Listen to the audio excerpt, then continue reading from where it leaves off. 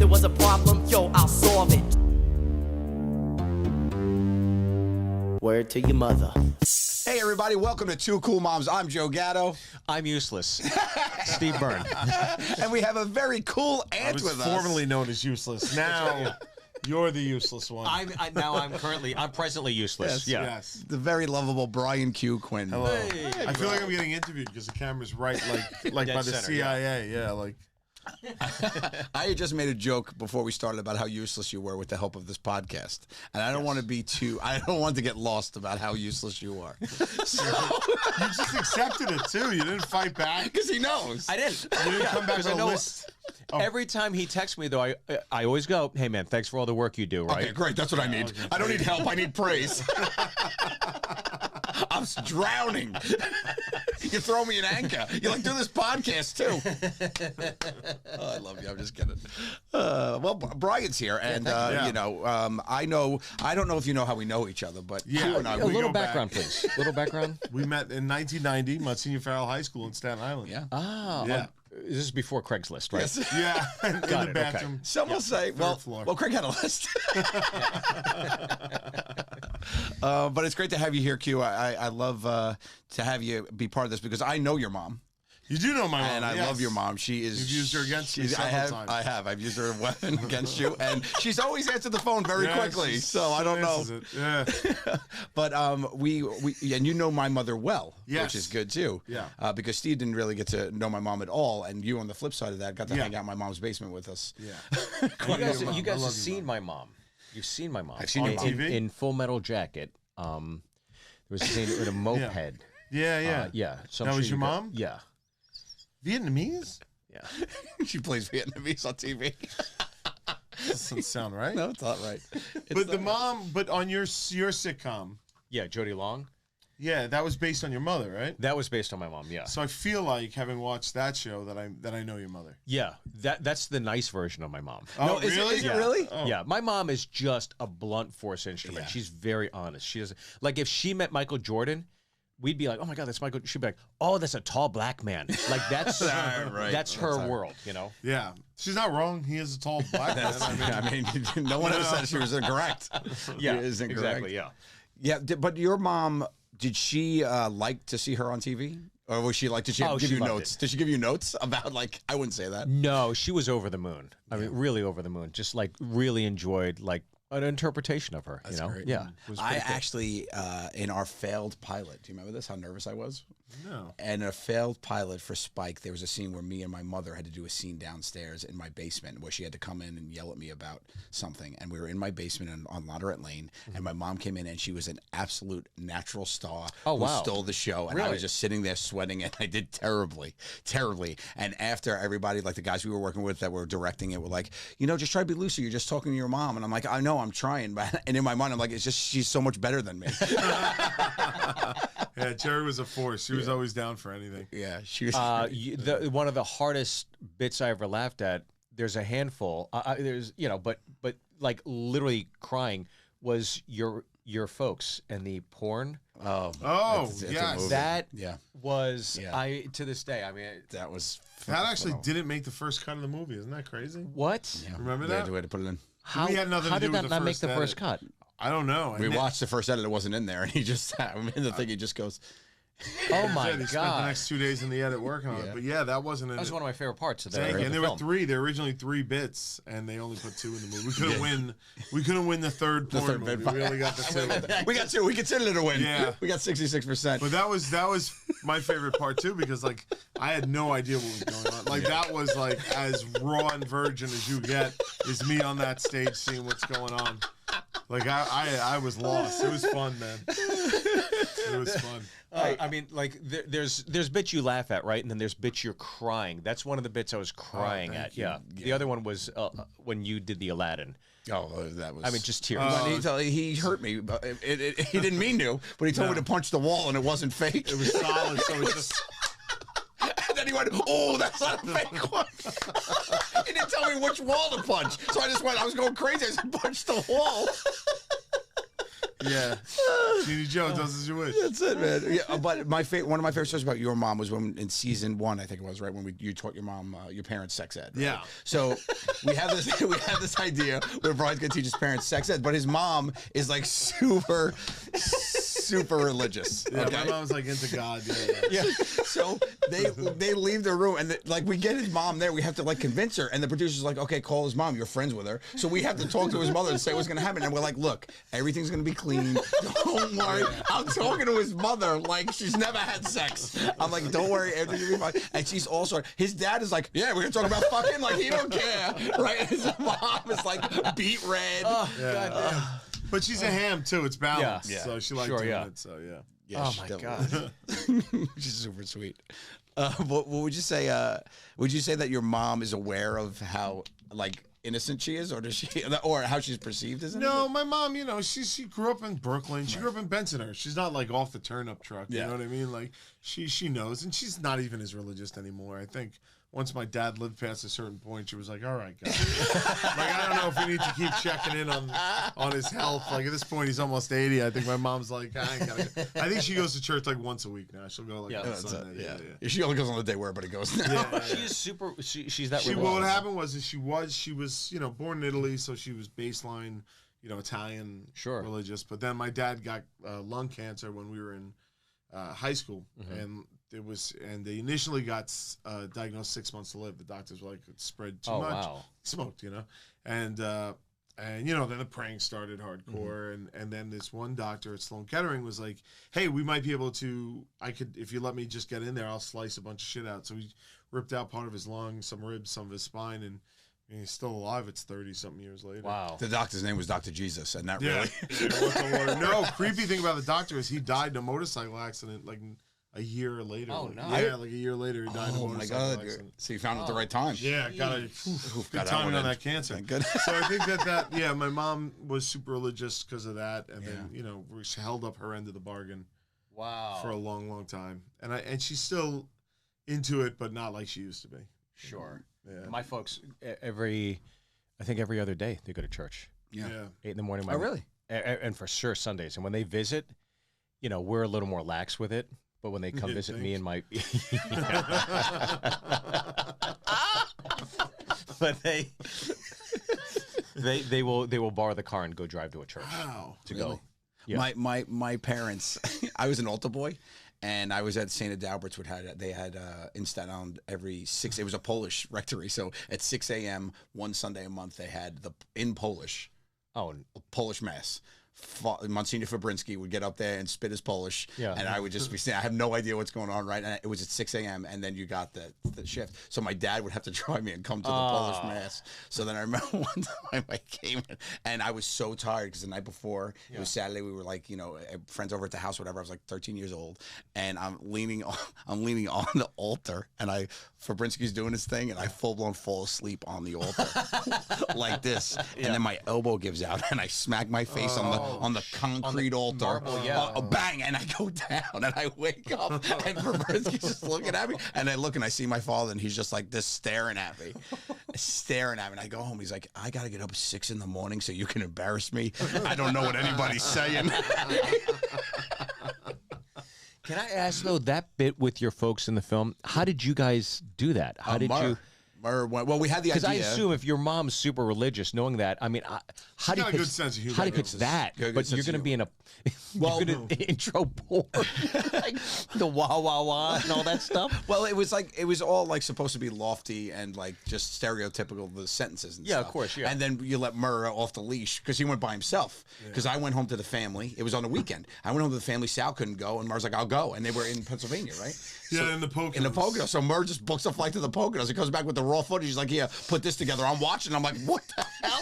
Yeah, he pushes everything too far. Too far. You should see some of the stuff that didn't make the cut. Oh, really? Yeah, it was crazy. My mother's like, and I seen the footage. My mother's just like, I'm not saying this. I'm not saying this. He was handing him papers. He was handing him papers, right? And I get it. He's trying to make a movie and all, and trying to make it funny, but still, it's a little weird. But that's Murray all over. But then you go, and then he's like, that's my mom, though. So it's like a weird spot for him, right? He's trying to make a funny movie when it's his mother. Yeah, it's talking about Pop's hog. Like it's not going to pass out, right? Beautiful hog. I inherited that hobby. Oh, goddamn. Yeah, it's good times. So funny. What great sports, though.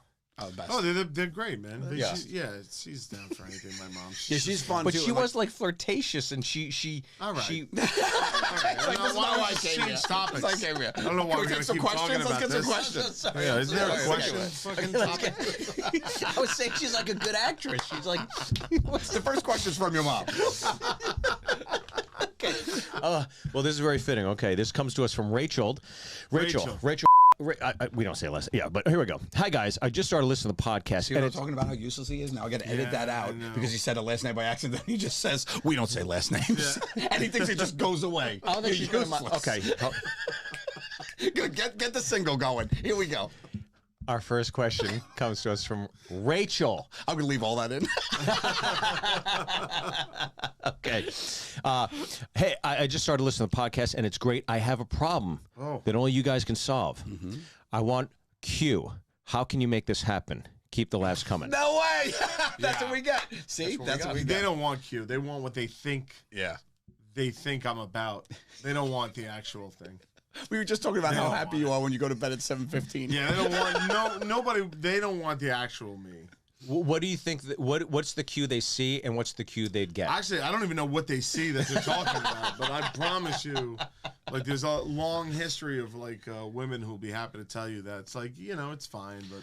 Well, we always had we always had this conversation about like it's always like, oh, look, you want to. I'm like, yeah, but you got to look at the lineup, right? Like, look at the four of us.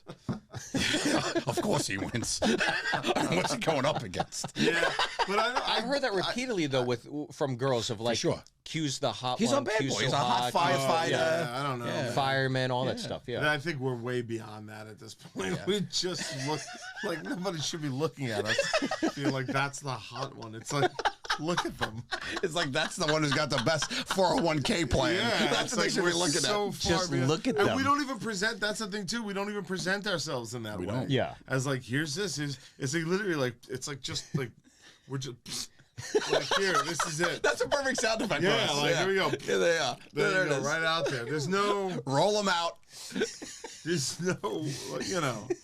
There's no need. I just don't know what people are seeing. Like, you want an over the hill, like, guy at this point, we've been on TV for 10, 11 years, so I'm probably a little spoiled. You know what I mean? It's like, maybe I'm at attention. I mean, just look at the negatives. And you'll be done. You'll fall out of love. Yeah, just stay away. Yeah. What's the top negative? I think the top negative for me at this point is I'm just through doing stuff I don't want to do anymore. Yeah. So it's like, family events, I ain't going. Easy to say no now. Oh, Is that it? impossible to say yes. Mm-hmm. I'll just Right. say no to everything now. Yeah. So Well, thank you for anything doing this you then. don't want- Well, Well, I this said you- no 4 times. I called his mom. I was like, hey, you know, It's just like Joey called. Joey me. called, you He gotta needs go. you to be at 8:45. No, yeah, it's like I won't. It's like, which is like, again, why you don't want to date me. It's not a flaw in me. Sure. It's just I'm just not doing anything that you Right. want to do. Don't I'm you- not doing anything you want to do. Do you find that It's comes all with? what I want to do at all times. Yeah. But I'm sure, but don't you feel that saying no to things comes easier the older you get? I found myself being like, Yeah. when you're younger, I think maybe you want to be liked more or whatever. It's easier to say yes because maybe you have Well, more free. But the older I get, I'm just like, no, I think no. I think a lot of it's energy too, though, right? Like I think a lot of it is like when Bandwidth. but bandwidth is better Yeah. than energy because you have a lot more you're juggling. And when you're younger, what are you about it? You know what I mean? You're just out Yeah. there. That's what your hustle Yeah. is. I think that's part of it. I mean, I've been around him, and we've been together when we were both single and out there, and it was a totally different experience Yeah. to when we've gotten older and fatter and not really cared about it. Sure, you know sure, what I yeah. mean? So, I just think that's a natural progression. Yeah. Yeah. But I will say this, you are very caring. You are caring. You are a caring person. You are a caring Yeah. person. Yeah. More so that, like, I would say I'm a caring person too. I would consider Brian caring. He's got a Yeah. very big heart. But I will say a word I would use to describe you to somebody that doesn't know you, I would say caring. Aw. I Okay. would. Well, okay. That's a I good would say sweetheart. useless, caring. You got it all. I would though. But like, wouldn't you consider that about him? I would. You know I him think well. you're a very thoughtful Yeah. person. I think you're a very empathetic person. I do. I think that. Well, thank you. You get I think so. you give unsolicited gifts. You do. You do that. You give gifts to people for no reason. You do that. Yeah. Well, I think I think it's just a expression of gratitude of like, thanks for the time, thanks for the hang, thanks for Yeah, but you don't have to You're thank cool. people for that. We're getting Yeah. your time as well, though. yeah. You know what I Yeah. mean? So I don't put yourself in that position, you dummy. Yeah, well, there's 2 cool moms here anyways. All right. He's the cool aunt. I'm an ant. Cool aunt, that's right. Yeah. Jeez. This is what's going on. Yeah, here? he broke the table. He's useless. Now I gotta fix. I gotta pay for the table. This can't be. This is This can't be. I love you, Stevie. All right, you want next one? Yeah, hit it. Yeah. All right, this is coming to us from Brooke. Moms, how do I change a tire?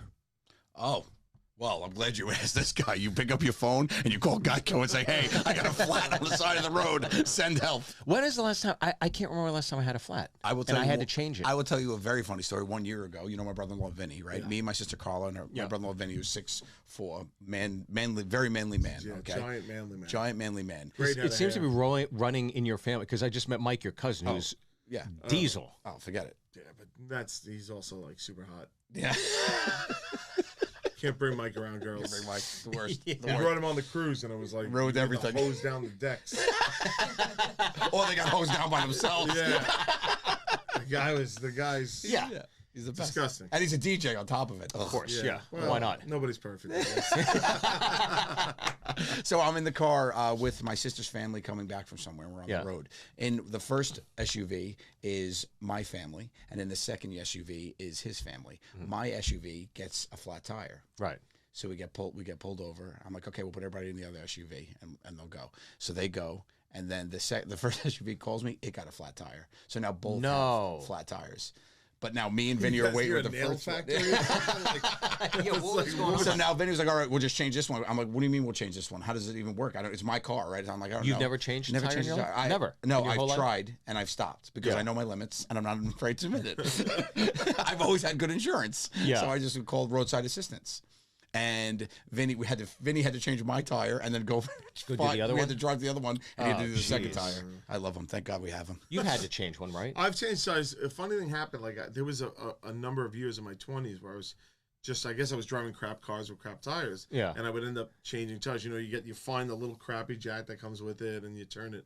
And I probably had to do that 4 or 5 times with that shitty stock jack. Yeah. Before I was like, I'm done. I'm gonna buy one of the mini ones that are like they use in shops. And I probably spent like $79, $80 on it. And I put that in the trunk of my car at the time. It was the Plymouth Laser. Yep. And I never got a flat tire again. After that, ever. course, I of finally got course. prepared for it, There you and it never happened again. course, Yeah. Yeah, but I've had a few tough ones. I had one on the Verrazano Bridge once. Oh, no. That was a rough one. Did you? Yeah, Oh, that's yeah, sad. that was rough. You didn't try to change it though, right? You're not out No, there. no, I just drove it off, but it was like just going up it, so the rim got ruined and stuff like that. So I was. That's where you got to pull it over, hazards on, and just walk up 100 yards. Yeah. Because you don't want to get drilled. I mean, you hear about that all the time. Yeah, that's why I was like, I'll just drive on the rim and fuck it. Yeah, I mean, safety first. Safety first. Yeah. For me. That's Not for safety everybody first. That's Yeah. that's your answer, bro. You change your tire. But YouTube, I mean, Yeah, a lot like watch that's YouTube, yeah. Like Yeah. like maybe they shouldn't be sending in questions that could be answered with a YouTube tutorial. Smart. This You ant, know? this ant knows her stuff. I guess I didn't sit well enough. No, it's I not am you. useless. No. No, you're very useful. here Don't we be so go. hard on yourself. You're carrying. Guys, Why Care would that you never much? describe you as useless. That's crazy. No, I would. no. This one, okay. Depends on how he takes Oh, it. let's see how this one goes. All right. It's all writing on this. It's pal. all right on this, pal. We'll let you know. Oh, it's all riding on this? Yeah. You sure this is the one you want to go with? What the fuck? These are paragraphs. they write a lot. Yeah, they give us a lot. They paint a picture for the moms. Okay. I'm ready. For, Okay, this is like a pink spoon. This is an appetizer one. Okay, Okay, mozzarella stick. I got you. Okay, here we go. Come on. Polios. Polios, of course. Hi, moms. It's Christina, Hey, Hi, Christina. Christina. and I love listening to your podcast to brighten up my day. I'm heading off to college in about a month, and I am wondering, what are some college essentials that you think I should pack? Thank you. I mean, I didn't go to college. I don't know. Again, this is what he thought was a good question. This comes to us. Snacks. This comes to us. Snacks and condoms. drugs. Right, Chex Mix. Yeah. Combos, Yep, combos. and magnums. And magnums. That's it. Yeah. Reset. Did That's you go it. away to college? I went to Kent State. Yeah. Would you Kent State? Okay. Oh, In Ohio, isn't yeah. that the place where there's all protests and stuff like that? Yeah, where 4 people got shot. Yep. Yeah. May 4th, 1970. Yep. Ingrained in your head if you go there. Yeah. What were they going for? What were they trying to change? Protesting the Vietnam War. Did it work? Apparently not. No. In the architecture building, there's like a structure, like an art structure that still has a bullet hole through it. Really? So you can see the shooting. Yeah. Oh, wow. Put your finger through it. And every anniversary they do a concert. Under your breath, you put your finger through it. Oh, you just, is that what you're supposed to do? Is that, all right, welcome to Kent State. Thanks for coming. Know your... Just one finger though.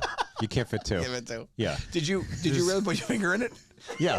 Okay, hold on. I want to unpack this for a second. Were you supposed to? Did they tell Well, you? it's Is not it like encouraged? warded. It's not like sacred. It's just like it's there, and there's a bullet hole, and everybody knows it's there. It's walk just like, around you random holes. it's where the bullet hit. Yeah, but Did the bullet pass through someone and then hit it, or is it just a random bullet? I don't know. I think it's a random bullet. Yeah, and who knows? It could be from a drive-by. It might not even be from a paintball. Yeah. Just like, Yeah. The Kent State Yeah. drive-bys. Yeah. No, this But is the a parking secret. lot where that famous picture was shot is still there, and all that. So yeah. Okay. So you went to college, so maybe you'd be able to answer it. Because to me, today, if I went to college, Yeah. it would be like a microwave and a TV Mm-hmm. and some microwavable popcorn. You needed a popcorn. You need a snack. Yeah. You need a snack. And I don't think kids some even bring a condoms. TV I don't anymore. think- yeah. They probably bring a laptop, You right? know what? It's probably a totally yeah. different experience because a lot of stuff is probably done in the dorms now, right? A lot of stuff is probably Sure. there. Yeah. Yeah, but if you're the guy with the TV, though, Yeah. if everybody just brings iPads and you're like, holy shit, guys, Matrix movie night in my You got room. an 80-inch. Yeah. Yeah, like Yeah. then I think you're the guy. That's You're right. Yeah. Yeah. But I don't know what dorm room you fit an 80-inch TV in. Dorm rooms are still the same size. I've They're all never so been in a small. dorm room. Oh, you never been in I've one? actually never been in a dorm Really? room. Really? Yeah. You never visit anybody? No, I don't have any friends. No, I'm a Staten Island guy. I never really, They have colleges there? Yeah, but they're not go away. Yeah, that's true. Wait, didn't Sal go to where did, Sound with the St. John's. on Staten Island? On Staten Island. He didn't stay. He didn't stay He there. didn't crash there. No, no. There'd been no reason. Me and Murr went away. Murr went to Georgetown. I stayed away at Post. I was only an hour and a half away from my house, but I stayed away. I don't remember anything from college. All I know is that I passed. I still don't know how I passed, and I just remember. I don't remember anything from school. Like Yeah. any. No. What just year did you graduate college? 97. Oh, the 90s. Yeah. Yeah. It was That great. probably the No best cell time to go, phones. Yeah. You had an answering machine, and I just remember the fun. Yeah. Like the hijinks. Class, I don't remember shit. Nobody remembers Like, anything it's that all you blocked out. learned. I to think be it's honest. all about social learning. We've talked about this before, but I think Yeah. about that. But he always had a joke with Murray because Murray went and paid for Georgetown. Like, Yeah. Murray would always go on about what a big brain he has. Yeah. And Georgetown. And got his degree and paid all the money. all the money, and I'm always like, well, we get the same paycheck. You wasted 4 years of your life doing Oh, he bullshit. graduated from Georgetown? Yeah, he graduated like Oh, wow. With the honors. when I Did he really? Yeah, he was like a big brain there, and it's like it's amounted to nothing. Nothing. Nothing. You're telling fart jokes on True TV, Yeah. buddy. Same thing. Yeah, it's crazy. Zero. And then when zilch. you say infuriate him, he used to say it all the time. It was so funny. like my paycheck's the same. Thanks for all the work, bro. Yeah, I'm more of like a Mike Rowe type. You know what I Yeah. mean? Like get your hands dirty. Yeah. You know, Yeah. So he had what did he get a has degree in? English. In English. Yeah. Okay. Yeah, so he had an English degree. And I guess that's helping with the writing with his books. I guess that's an angle. If you have to say something about it. Yeah. He knows English. He knows certainly English. Does, He does know English. Speaking He English, speaks that's English, for sure. sure. We know this for sure. It paid him because he speaks English. Yeah. Yeah. But, I feel bad because I'm so used to like, I'm trying to remember to look at Joe because I'm so used to like us being a team against other people that I'm like doing this. Oh, okay. Yeah. And yeah. I'm like, I gotta remember to swing over every once in a while. this is why the middle seat's baby fun. boost. This is why we Yeah. give you the Yeah. swivel. All right, I don't want you to feel like it's us no, please. against you. No, we love you, Steve. No, I know what it's like. It's Joe versus me. How does Jiggy just sit there quietly the whole time? No, he chimes in sometimes, Yeah, but I he's know. very nervous because it's our first 3-person shoot. So Are you it's the nervous? first production of 3 people. I don't want to Great, now I got to edit that out. Okay. He likes here we this go. one. I Well, can see it. to my favorite moms, I need advice with dating. Okay. I feel like I struggle to find dates, even with dating apps. I barely get any matches. That's not a good sign. Not a good sign. But when I do get a date, they either cancel or stand me up. But last night, I had a really good date with this girl. I thought it went really well and felt like we were connecting. I really liked her. But today she sent me a text saying she's not interested in doing anything again and that she's looking for something else. I know this stuff happens to everyone, but I feel like I overreact when it happens to me. How do I keep myself from getting overly upset by this to the point where I'm moping around all day with no energy to do anything? So basically, how do I deal with rejection from your coolest son, Skylar? Oh, I took to say from Joe Gatto. I will say this: they're already onto something. Skylar's onto something because they've already acknowledged the fact that they're overreacting. Right? It's a numbers game. Like, you gotta get out there and find somebody. Right? It's a numbers game. There's going to be a lot of people you don't match with. It's weird, though, to be on a dating app, though, and still not get matched. Yeah. That's weird. I would maybe look at your profile, look at your pictures. What are you putting out there on the streets? Yeah. Go there. What is your bio saying? But it sounds like she's not getting dates at all. It sounded like the problem was she was getting dates, and then the dates weren't. He. Is it he? Yeah, it's Skylar's a he. a he? Yeah. Your coolest son, Skylar. Got it. Oh, okay. But I think he's getting a handful of dates here and there, but it's just not it's not clicking for him yet. Well, he said he had one date, right, and he thought it went well, but maybe he's also delusional.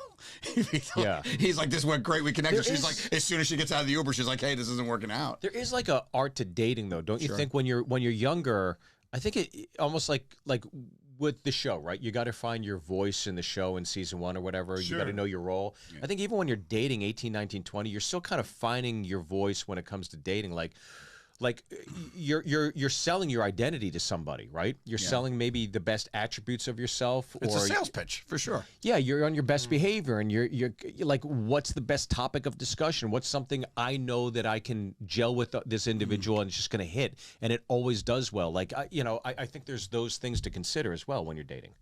Yeah. Yeah, I would say just get out the apps. Like, why don't you do it like the old-fashioned way a little bit? Like, get off the apps, like, do some volunteering or even get in tight with a bar, like run a trivia thing at a bar. Yeah. Get yourself in the mix rather than like digitally putting yourself out there for people to just look and dodge. 100%. Like, you got to meet people, and it worked for us all those years. We didn't have any of these newfangled apps. Like, I don't know how old they are, if they're in college. If you do theater, those theater girls are great. That's he cleaned up in high school. Oh, man, I mopped up in high school. Theater girls are the best. Mopped up. Yeah. But, like, you just... You could sell yourself. Get yourself out there. You sell yourself way easier because people get to know you with it. You don't have to sell yourself nearly as hard because you're getting judged by pictures and they're reading your text and their voice. Like, you can't wow anybody or say something charming or funny or react to a situation in real time. I'm all 100% for in real life. Yeah. To your point, like putting yourself out there, I think a girl might be a little more taken back and flattered if she was approached. Yes. Like at a restaurant at dinner with her girlfriends, and you see a cute girl. You're like, I mean, imagine like even if that guy walked away, the girls at the table would be like, it's kind of ballsy. It was kind of cool. Really?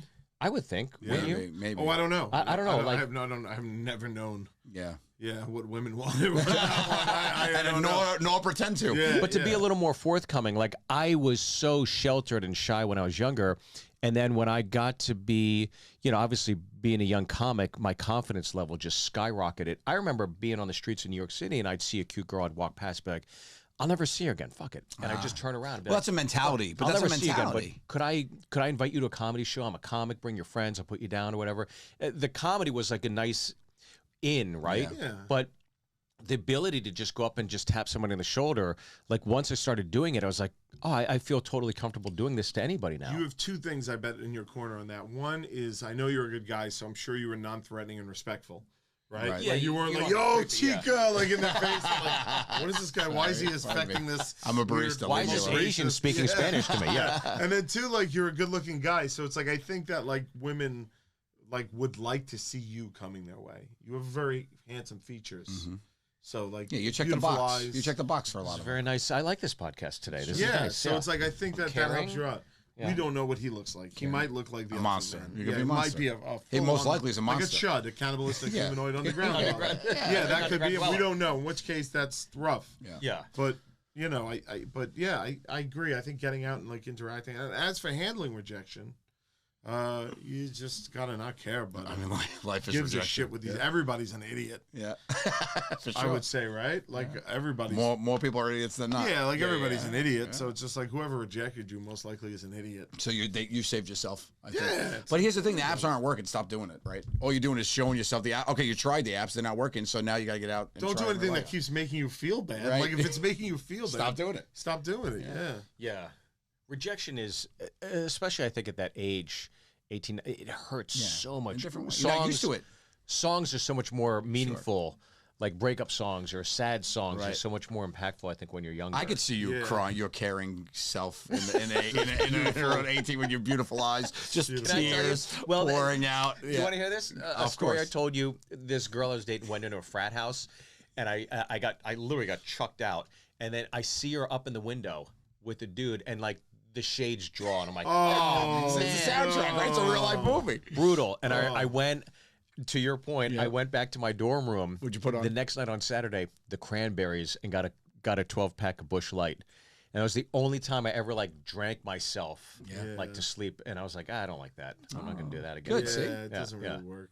Yeah. And you got rejected a lot more after that too. You just learned to deal with it. Oh, I think yeah, that's part for of it. sure, I think yeah. dealing with it's part of it. Yeah, and being on stage is it's like I mean that is you're learning through rejection constantly with bits. The audience saying no, we don't like it, and you're like oh, and those first few years those no's sting, the non-laughter. Yeah, and I think too, and another thing you don't realize at that age that isn't helping is like now I'm 46 and I barely remember even my 30s are almost inconsequential now and a blur now, and my 20s even less so. 19, 18. I guess what I'm saying is you're not going to care about any of this at all. Yeah, these rejections won't. I don't remember most of my young 40s.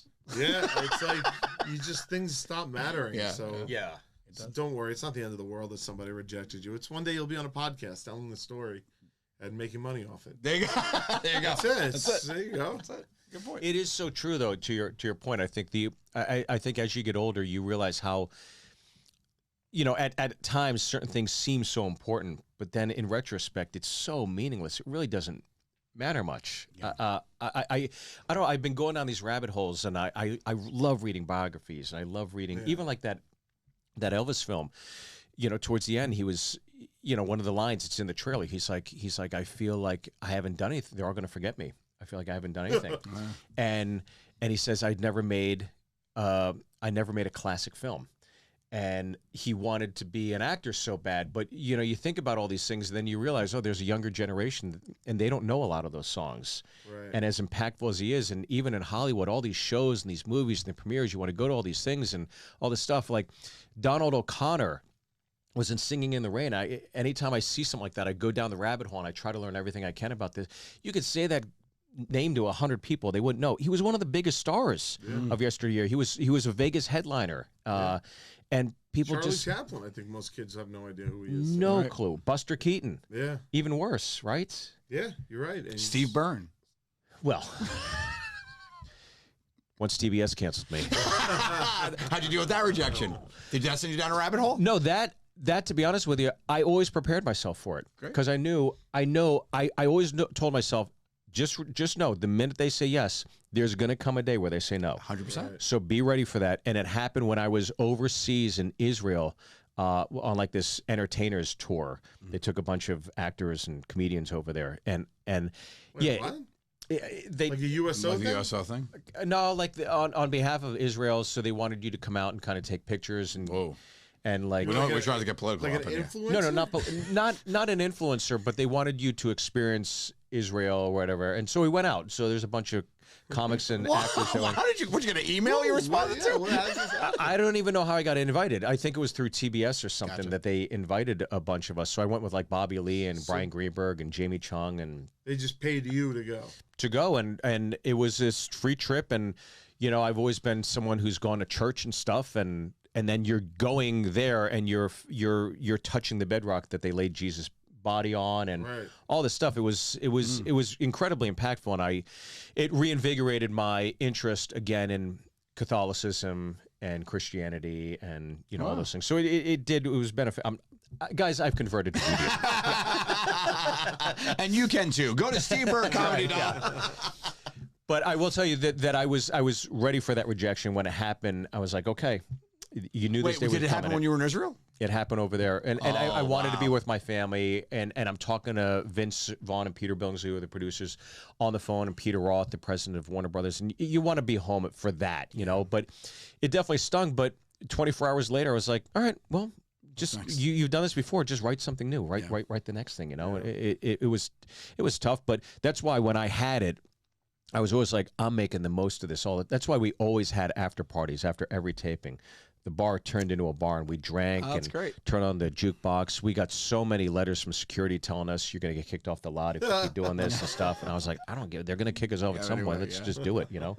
Yeah, I think rejection, the biggest pitfall is that if you don't handle it well, it could really, really influence your life. Like you're in control of how much rejection influences you. But it's a huge part of life. It's 100%. A huge part you get rejected by something, okay, this thing didn't work, either creatively, your job, love, whatever it is, there's something else. You just got to pivot. And as long as it takes you to pivot, the only person you're hurting is yourself.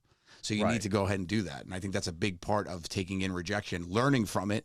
So you have to make sure you take away something from that pain and then go ahead and move forward. You got to be accountable for the things that maybe led to the rejection. Like a bad profile picture. But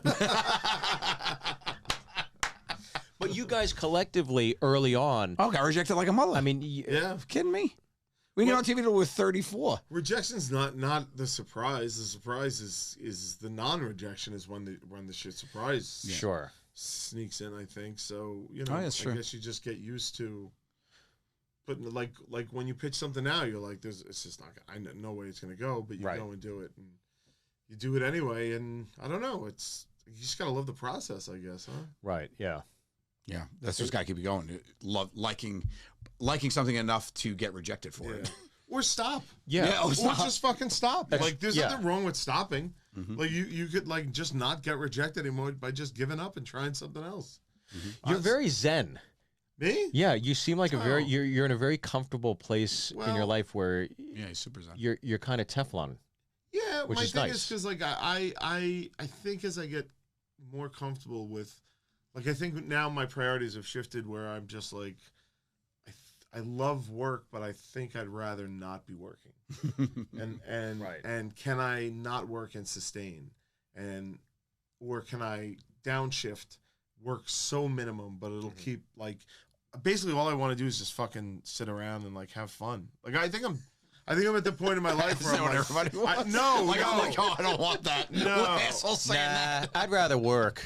Yeah, but I give think, me like, some gloves and overalls. No, but that's not true. Point me to a field. That's not true because, like, like if somebody today was like, "Hey, man, we want to develop this fucking movie with you," you would go and develop the movie. You'd want to do it. You would be definition of work. That's exactly. But I think my definition is now encompassing everything that's not getting up and just doing whatever I want that morning. Yeah.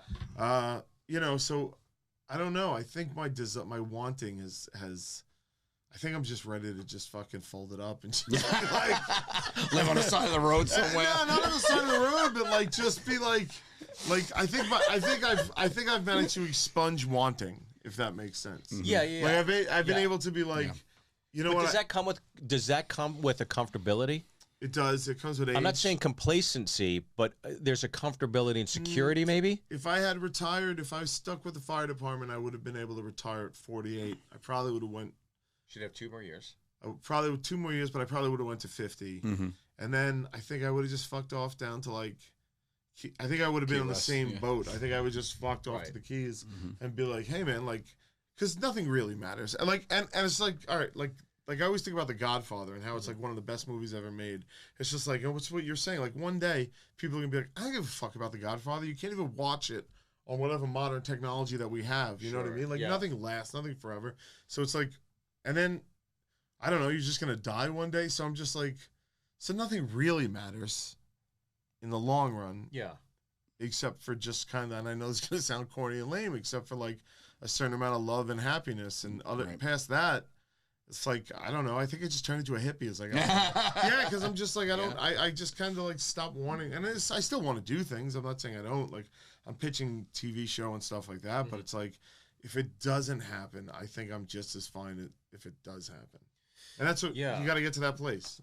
You know. I've had a lot of the thoughts you're having in the last, I'd say 4 years, 5 years especially, where I'm starting to take perspective of my life, in not only in retrospect, but in in the future of like what it is that I'm deriving like joy and happiness out of, and all the things I've invested in. I think, oh, these are the things that are going to make me feel good. Whereas like the things that ultimately make me feel good are like just like hanging out at the casino with you, or like being with my kids and going to the movies with my family, and like all those things, and taking more stock of that as opposed to like getting the pitch together and being completely prepared and like, it's just like, if it goes, it goes. If it doesn't, it doesn't, kind of to your point. Because it's like, even if it went, it's like, okay, it'd be a niche project for me to enjoy unpacking, but it's not like you guys are one of the last people that have put out communal entertainment. Like communal entertainment doesn't exist anymore. It's gone unless it's a sport event, a news event.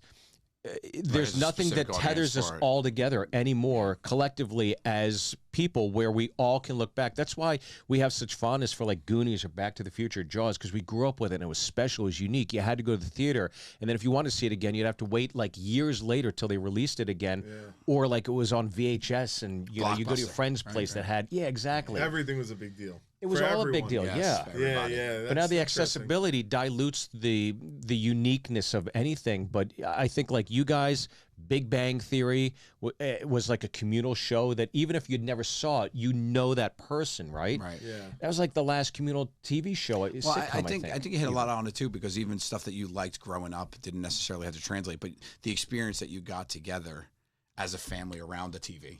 Or whatever, it's like something like it is something like that. So that is time, right? And that's why I like it. So part of the passion for me and what I wanted to do was I wanted to create those things, to create that for the world, right? And I got to do that with Jokers, and I loved that. Yeah. So that was always such a good thing. But I didn't get to make my Goonies yet. So that's the thing that drives me to do that, right? And I always wanted to be a movie director my whole life, But then now it's like as you're doing this, I'm like. Yeah, I say, but you don't have to. You did it in a different vehicle. Yeah. And now you have your family and your kids. You have your kids. What are you watching with your kids? So it's just like a weird thing where something that has driven you for so long, you're like, this is what I'm all about, and all of a sudden you're like, oh yeah, but this is pretty cool too. To do this, like to wake up and play Legos. With my son. You know what I mean? Like it's I spent yesterday building the DeLorean, the Back to the Future. Oh, did you get it? DeLorean. I got it on Lego. I'm really excited for the new Office set. Did you see the I saw it. Yeah, they're gonna do Lego. Yeah, you have a good point though. You guys have kids too, and I don't. So that might contribute. Like I don't have that fear of the future. Like I think if I had kids right now, I would be a little bit more worried about which way the world is going, and like as right now when I close my coffin, like all my earthly concerns are done. Yeah. Sure, yeah. Whereas if I had kids, and I have nieces and nephews, and I love them and stuff like that. But that's your brother's. But it's still, it's my brother's problem. But like, it's got to be different when you have children, and it is that thing of like, well, fuck, man, what's it going to be like after I leave, or what kind of world are they going to grow? What opportunities are they going to have? I think you do get influenced though, but when you start having children, like I see people who had young kids, like one of my good friends from college started having kids way younger than I did, and I see the kind of father he is and what he worries about versus me, who was single longer without worry or without worry about the future. Longer, and I feel like there is a difference between guys who become fathers at 24 and guys who become fathers in their mid 30s. I think there's definitely a difference. You have a decade more of living, a decade more of stability, Yeah, I'm so glad I had kids when I did. How old were you when you had your first? I was in my late 30s. Yeah, me too. My daughter's 10 now, so 36 I had her. But yeah, I mean, if I had her in my mid 20s, oh my God, she'd probably be a mess. Yeah. I was so immature. I was slow to mature. I was slow to girls. I was slow to like, even in my profession in comedy, slow to like be a better writer. You were the guy that was like on the road like every night. Weren't you famous for being like always on stage every night? Since always you were, like, working. Yeah, I never had a problem with work ethic, but it was like working smart, not just working hard, and like, and finally getting to a point in my life where I was able to like watch comedians go, this is what makes that individual unique and relevant and so impactful, as opposed to me just like entertaining. It was like, what's the message here? What am I saying? Like, are these jokes really well crafted, or are you just entertaining people? Because a clown can entertain people, right? I A do it magician very can well. entertain people.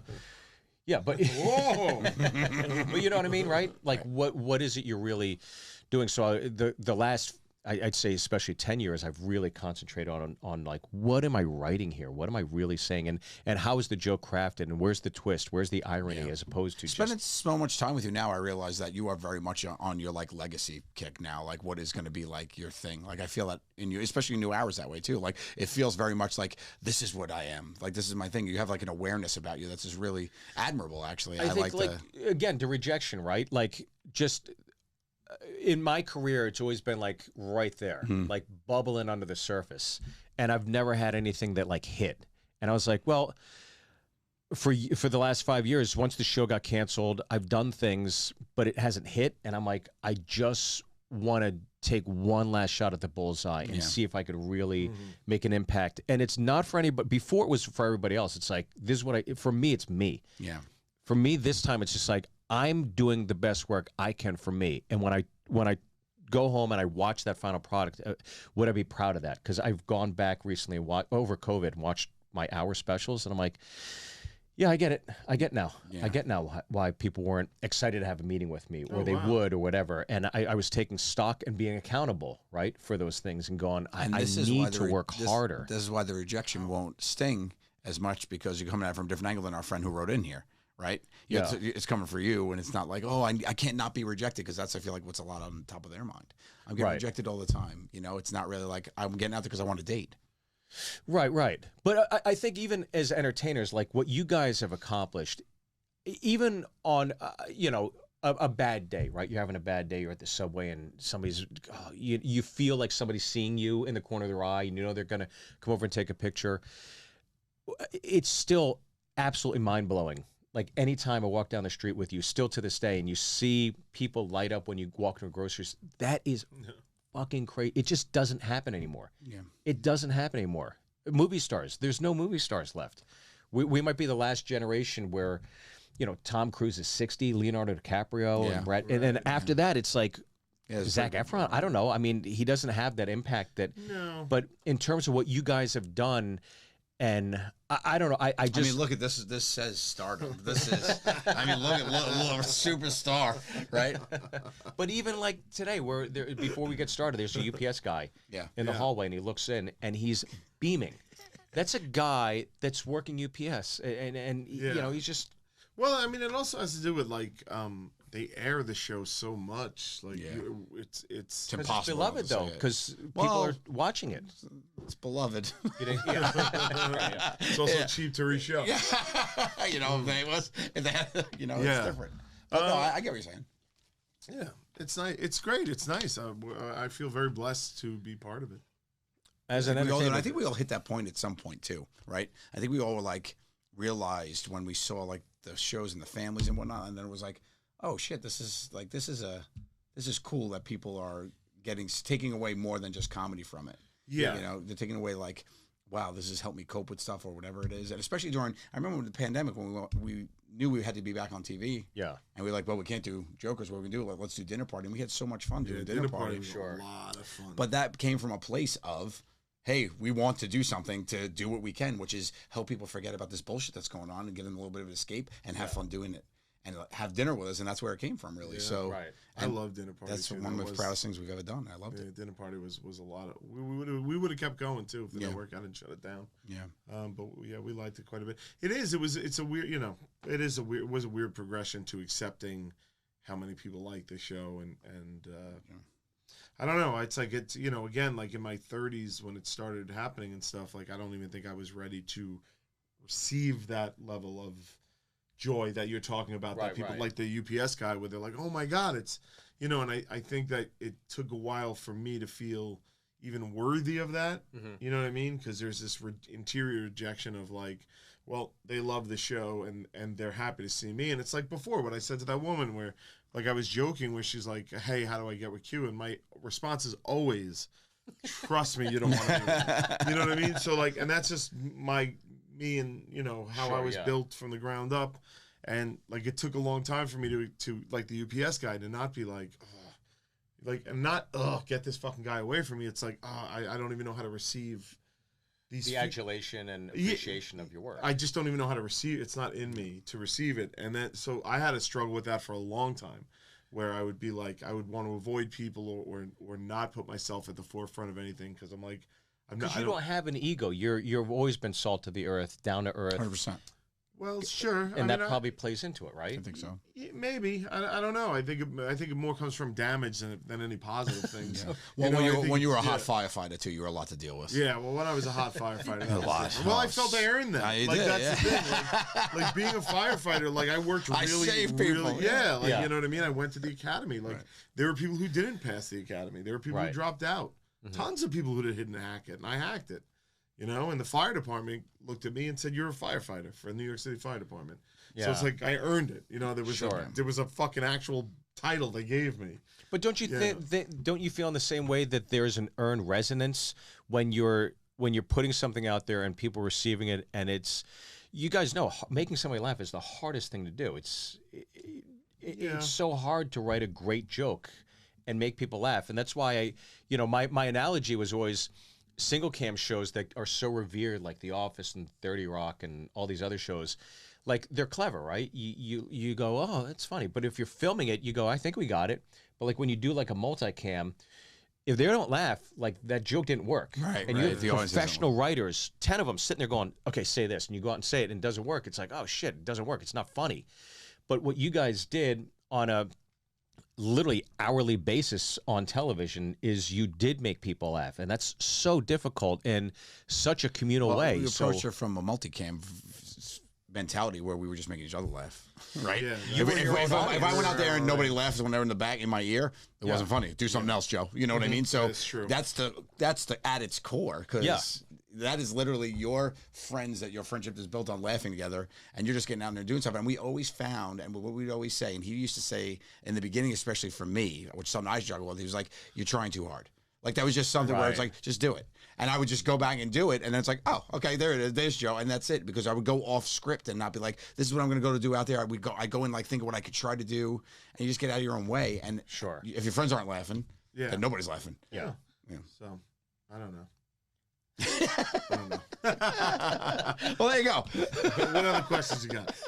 All right, here we go. I don't know if we answered that one. I don't know. Okay, this is coming to us from Gwen. Gwen. I never laugh. Okay, she's saying something nice. I really hate cooking. Okay. I'm good at it, but I hate it. I hate cleaning up afterwards. I've been married for 22 years. How important is cooking really? Very. I mean, we'll die without it. It'll die without. Oh well, I guess she's saying. I guess other people could cook for her. I assume she's doing the cooking for the family. For me, I love cooking. I'm a cooker. I love to cook. I think it's an event, and I think when you make a good meal for your family or friends or whatever, it's like revered as a cooker. It's one of my favorite things. But you enjoy it. She doesn't. She's doing it every day. Every day against her will. Every day she's shuffling. Yeah. Like I just tell her to stop. Like after 22 years, just knock it off. Like why on earth would you be? It's like every day for 22 years, at least twice a day, you've been pushing this fucking boulder up the hill. Well, she's got to feed her family. Nobody else in the house can rattle a pan every once in a while. Like, knock it off. Yeah, but poor woman. I mean, she might be living like a 10-year-old. We get these 10-year-old. Well, I can only respond to what she said, and what she says she hates doing it. So my question would be, why would you do it if you hate doing it? Just stop doing it. It's true. And this day and age of like Uber Eats or food is so inexpensive if you think about it. Yeah. Like a fish fillet is $1.25. It's like that's not food. Dude, that's what you go for food. Technically, it's food. You can get fish. I know, right? You can get fish though for $1.25. Right. Yeah. You could definitely survive do it on a thrifty angle somehow. Yeah. But I mean, and you're probably never going to go away with not cooking ever again. I don't think she's going to pull that off. No. Yeah. I mean, maybe start with weekends off. Yeah, Fridays night, pizza night. Yeah, do Friday, Saturday, Sunday is order in or somebody else in the house cooks. There you go. And then suck it up Monday through Thursday and start easing that out as it goes. Yeah. That's my advice. You can't keep doing it. That's fucking horrible. That's insanity. Yeah, like she's bitching about the dishes, so she's well, somebody's got to clean up I had a rule in my house. Whoever cooks doesn't clean. It's a great rule. You cook, somebody else cleans. You can't cook, but you could clean. Yeah. Get out there and clean. And that's everybody I've ever lived with. Justin, Joe Fish, none of them. Well, Justin cooked, but Joe Fish didn't cook. Murray didn't cook. I would clean. I would cook. I mean, I'd leave the dishes. Say good luck to you. Yeah. That's not my job. Yeah. I fed your belly. Right, You do it. My job here is done. That's it. Yeah, I do. I clean while I cook. Oh, I don't do that. I'll be cooking, I guess maybe because I don't know, I worked in kitchens That's in why. college. Yeah. And I knew I'd have to clean anyway. So I'll finish the pan and I'll be sauteing it and I'll clean that pan out so it's done so I don't have to worry about it later, which is weird. But I would suggest to her, my wife and I, I get it, you're sick of it, but we order those packages where it's the Oh yeah, like Hello chef- Fresh. Yeah, and we cook them together, which is kind of fun. But why not just order the food cooked and prepared? And just eat together. You could do that, yeah. Like, yeah, I would rather just skip that.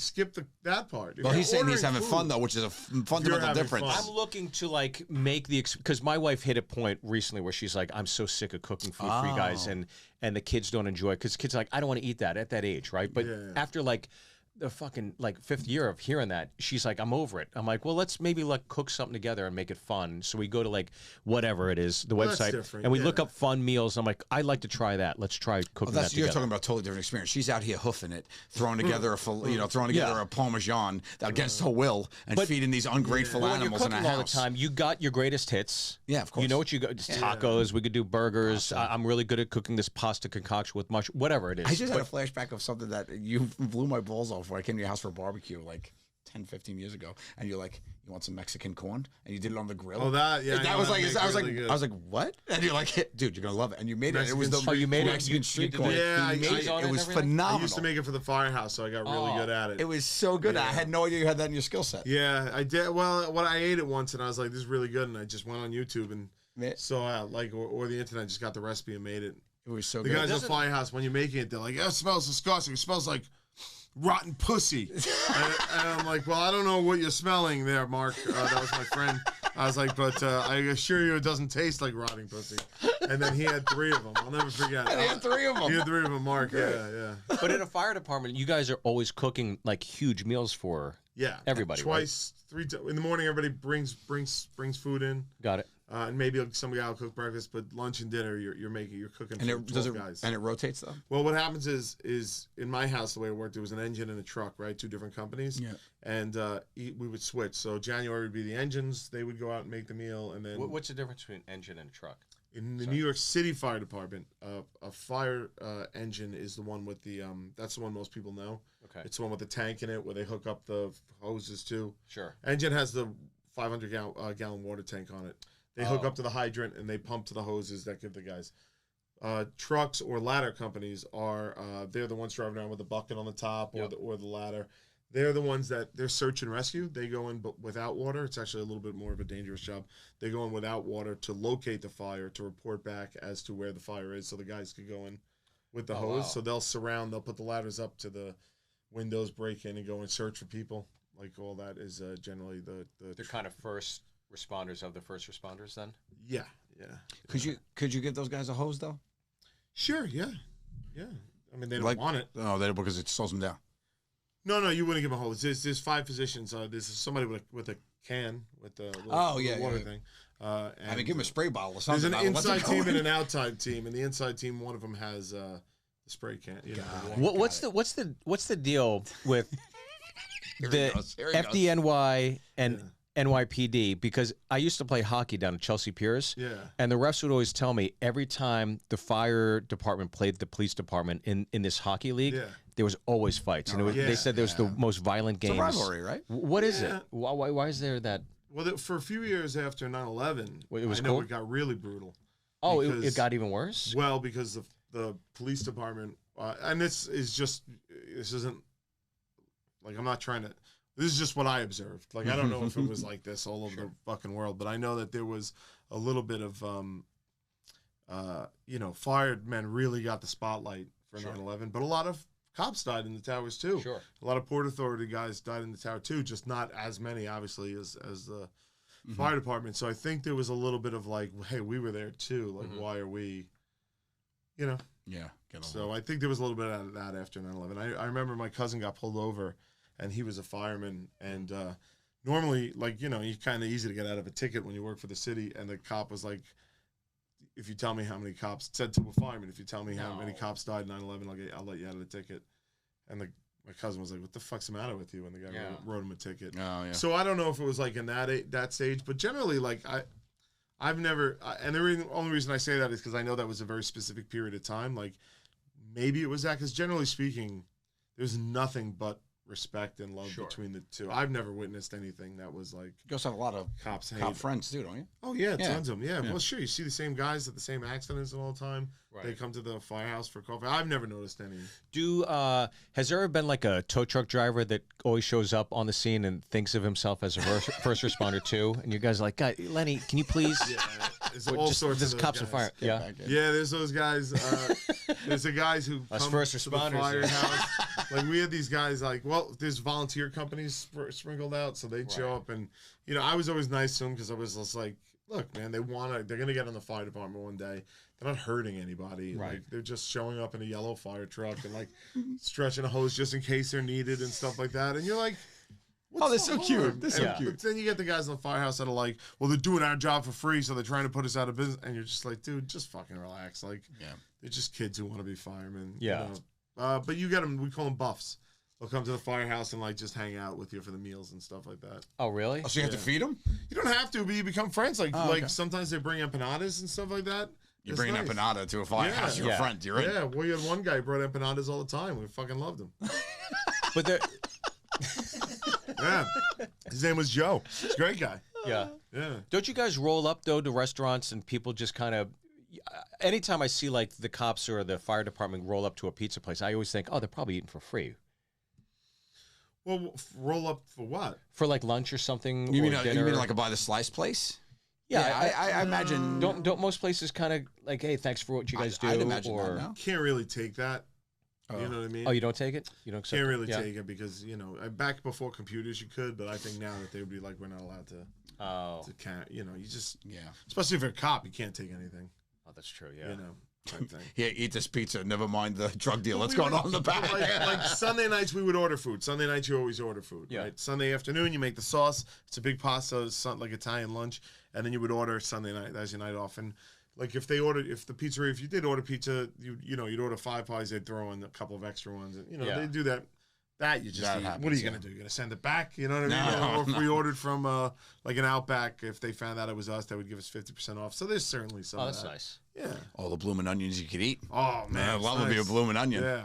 But don't you get, especially here in New York City, these firehouses, especially in Manhattan, don't a lot of tourists stop by and can we get pictures with you guys? That happens. Yeah, I've seen that. Yeah. Some worse than others. Like if you work in the Ghostbusters firehouse, like you're straight up just a tourist industry. You have a shop, you're selling T-shirts all day and taking pictures all day. That's it. So that's not an operational firehouse? Oh, it is. Yeah, It really is. Yeah. Oh, wow. Okay. But there's no like my firehouse now is funny because like it's it's out on Staten Island and it didn't get a lot of foot traffic. But then when people found out I was from there, now like when people come to town, they'll go and they'll take pictures in the firehouse and stuff like that. Oh, wow. Really? Yeah. So, but that's like, in Manhattan. awesome. Look, if you want to work in Manhattan, Manhattan for the girls. You want to work it because like you just put the front up and the girls walking by all day, and then the tourist girls want to take pictures with firemen and stuff like that. So it's pretty nice in Manhattan. You want to save lives, you go to Staten Island. Yeah, that's where the real action is. That's the difference.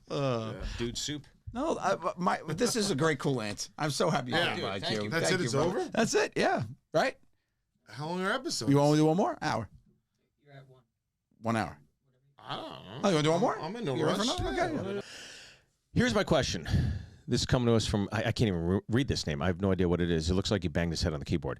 I'm currently working on a master's dissertation in international relations at the University of Liverpool. Jesus. No matter how hard I work, I don't feel confident in what I've researched and written. In my previous essay assessments, I have mixed fortunes. I've had mixed fortunes, scoring well in some and below par in others. What advice would you give to me to remain confident and do my best academically? P.S. I have no interest in pursuing a career in academics anyways. Also, in the larger scope of life, does a 15,000-word dissertation really matter in terms of achieving my career goals and exploring the world in all its beauty? Thanks in advance for saving me a therapy session. Good luck with everything. Ciao. Wow. That's a big one. I'll say confidence is everything. So if you're not confident in the material, you need to rewrite it. I hate to tell them that. You're not gonna be able to sell that thing. If you're not worried about the grade and the outcome, then get up there and half-ass it. I wrote my senior thesis in which had to be a 40-page thesis for my honors. I wrote it in. I was a great writer. Your honors? I'm honors. Yeah, I wrote it in 2 nights. 40 pages in 2 nights about accounting. It was an accounting one. I had to do the differences in types of businesses. About accounting. About accounting, yeah. It was about the difference of types of businesses, the benefits of the different types of organizations that you could file as LLC, S corp, and full blown corporation. Are they even reading these papers? They did. I didn't think they did, and I got an F. I got failed, and I was like, "Wait, what?" And I couldn't graduate. I was graduating in 3.5 years. I had already had my job. Yeah, and I did enough summer sessions, and I came from Farrell. I came in with 4 classes worth of college credit, so I was able to graduate early. I graduated the same year as you, in '97. Wow, okay. And I had my job lined up. Wow. Yeah, and I was like, you know what? I was like, I don't even care about this thing. And then I couldn't graduate because I got an F. And I was like, oh shit. So I went and talked to my advisor, and he's like, yeah. He's like, no. He's like, this is bullshit. He's like, none of this is good. And he's like, he just threw it together. And I was like, well, I can't get an F. I said, I can't graduate. He's like, well, then you can't graduate. And I was like, what an asshole. And then I was like, I said, come on. And he goes, all right, I'll give you one more shot. And then I had to go and rewrite the whole thing. And he gave me a week, and I had to rewrite the whole thing. What'd you get on the rewrite? The rewrite, I got a D+, because he just didn't like me. What an asshole. And that was it. Yeah. That's better than an F? So you were able to graduate? I was able to graduate with a D+. What a prick. And I had like 3 point whatever all the way across my last one. I had like a 2.8 for my last. What an asshole. Yeah, it's great. Well, but who's the asshole there? Is it me who just was like, oh, fuck it, I'll just throw this thing together? And the guy that was doing his job? No, it's definitely him. I think so too. Yeah, it's definitely Like, what a prick. No, but I think, but confidence, as like you know, confidence is probably one of my key drivers in life. Yeah. And I will say, when I feel my most confident, I can accomplish anything. Like Papa John's last night, right? We were driving. Yeah. We had to make a drive from Peoria. Like nothing. You went from like, I can accomplish anything I want, and then presented the lowest stakes scenario. Food. You're like, so Papa I graduated John's. early. You'd be surprised. You'd be surprised at how much was on the line, mother. You don't have to tell me. I've seen you in action, my friend. I know. It's for the people at home. For the people. You're right. I'm worried that. All right. Let me. We'll keep going. What is a small miracle you've witnessed Joe Gatto in? Like that was a miracle. Wowed. You calling horn high aces on a table before I roll is another. Like, is there first instinctive reflex when I say minor miracle with Joe? There's too many to remember with it. I mean, it's just a nonstop thing. My favorite thing was always like the walking into shops demanding discounts. Always my favorite. Like he would do it all the time. He'd walk into a shop, and like whether they recognized us or not, that was the magic of it. Because like anybody could walk in who's on TV and be like, I guess you love me. He would just be like, what's the discount? What's the action? Yeah, what's the action? What's the action? He was speaking his own lingo that like people maybe wouldn't understand. You know what I mean? Like spin their head, and then he would just get discounts. So like we would be at Lids in the Atlanta airport, and he would we'd suddenly be getting 30% off for no reason. Like there were times where we would buy stuff, and then walk away, and then he would like we would be at like Foot Locker, right? I'd buy shit, I'd walk out, right, and then we'd be waiting for our flight, and he'd walk out with a Foot Locker and be like, no, you got to go back in and return it. He goes, I got them to give us 40% off. So I'd have to take my purchase back, return it, and then repurchase it with the discount No that he way. He would do it all the time. yeah. Like that was just a matter of course. You were never paying whatever they wanted to up front. We went shopping one time. I got this nice jacket, really nice jacket. That you got to get that. You got to get that. I put it on as goof. He's like, you got to get that. It looked great. I go, okay, I'll go get it. So I get it. He's up at the register. He's so distracting to the woman ringing me up. She completely forgets the jacket and dingling it up. I got it for free. Well, when did you notice? In the car on the receipt. Yeah. Because I was looking at it, I was like, oh, she didn't charge me for the jacket. If the you jacket already was like, drove away, I give it to you then. Yeah, You're not going $150. No, because I gave you because you were looking with the discount. We got you a discount on top, and I was like, she gave you a discount on the jacket, right? And you're like, look, and he's like, oh, you're giving me on the shirt. She gives me on the jacket, and he goes, oh, the jacket's not on here. Yeah, and then I felt bad. I did say I should go back. Yeah, but I wouldn't let you. Once you're in the car, it's over. What are you Yeah, going to do? What are you going to do? And so let's flip it. What is just instinctively reflex? Fantastic memory of Q. Just something. A fantastic memory of Q. Again, out of the gates. I know there's so many, but like a guy who's been with forever. I mean, it's not as easy. No, it's not. It's not as easy, and I'll tell you why. Because he is just always consistently Q.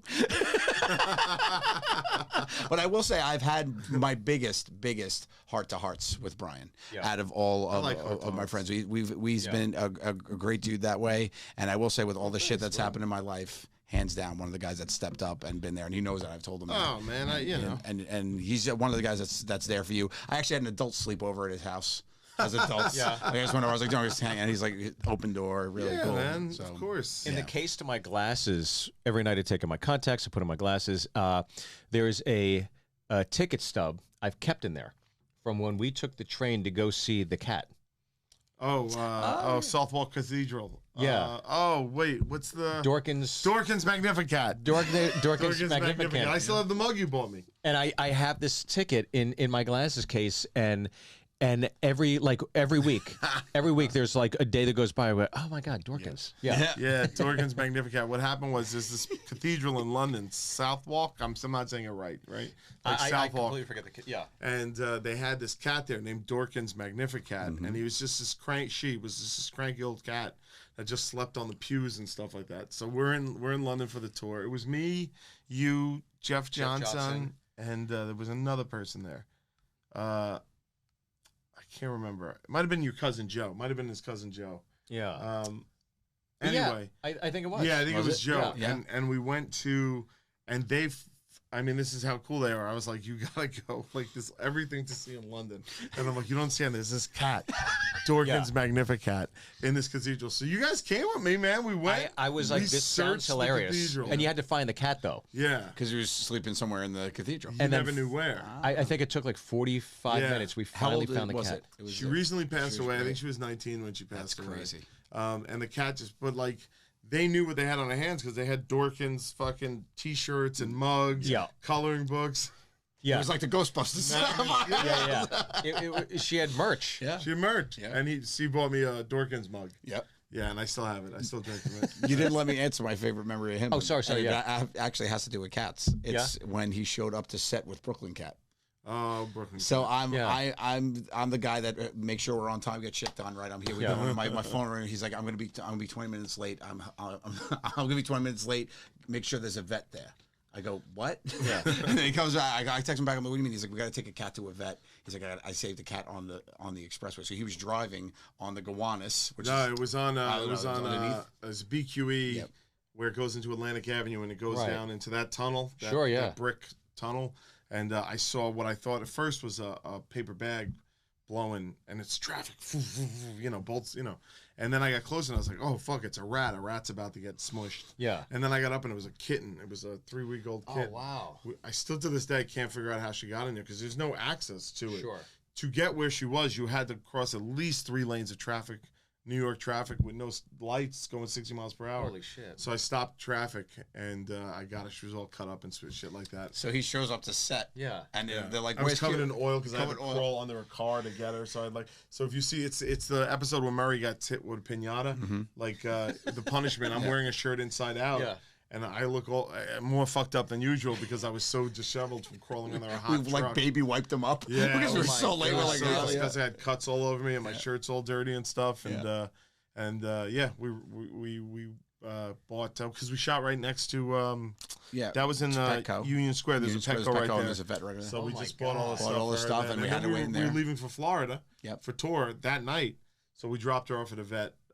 Right after shooting. Yeah, and then you were getting news about it from Florida. When we were in there. And then you're like, I'm going to keep. You're like, oh, I got to pay for this cat. I'm like, whatever. And I'm like, what are you going to do with it? And you're like, I'll give it up. And then you went back and you hung with her. And you're like, I'm keeping it. I'm keeping this cat. It was too cute. Yeah, that's awesome. That cat found you. That's how I got that cat. That's a reason why Brian's late. Like Murr's like, my alarm didn't go off. He's underneath an 18-wheeler, like scooping up. Like that's the difference. That's one of my favorites. Yeah, for sure. So I don't know what was the question. I don't remember the question. The question was about confidence. Oh, and the question was, what should they do about it? And my advice would the paper. The paper. My advice would probably be, you're already saying it doesn't matter. So do it to a point where you feel like you've done a good enough job because you've already taken away the importance of it. Yeah. Right? So what are you going to waste your time on? Life's too short to waste your time on doing things that you're not gonna there's do. like a point of like, maybe it's trivial, but your work ethic in terms of finishing that goal matters. So you want to do your best job, but at the end of the day, is the paper going to, probably not, but you still want to dismount really well. Yeah. It's still a reflection of you and your work. Yeah. Yeah, so just hand in something authentically you. If it's shit, shit. so be it. right? Like, who cares? Be the authentic shit that you are. Thank be you the so much for authentic listening to Two Cool Moms. It's been, Brian, it's been wonderful to have Thank you on you. here. It's been good to hear. I'd Our love first to come cool back. aunt. Yes. Love you. Yes. Love you, buddy. First aunt, Auntie. Yeah, there it is. Auntie Q. Brian, Auntie Q. These two cool mommies love you, so show us some love. Please rate us, review us, follow us on all social media, and subscribe to our YouTube.